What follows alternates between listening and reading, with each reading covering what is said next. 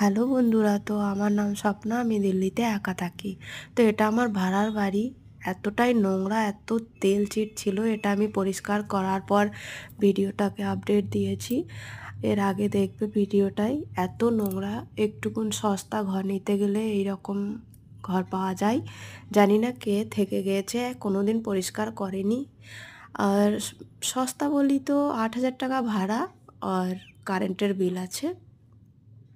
এমন কিছু সস্তা নাই, দিল্লিতে অনেক দাম ঘরের, ভাড়ার ঘরের। তো এই দেখো, এই কত ইঁদুর এদিক ওদিক, মানে কি বলবো, পরিষ্কার করতে করতে একা আমি পরিশান হয়ে গেলাম। এতগুলো নোংরা বেরোলো। এবার এখন চলে যাচ্ছে একটু বাজারে, ঘরের জিনিসপত্র সামান্য একটু দরকার, আমার একটু বেডশিট বাগেরা নেই, তো ওগুলো নিয়ে আসে। এই খাবার খেতে বসলাম আমি একটুক্ষণ।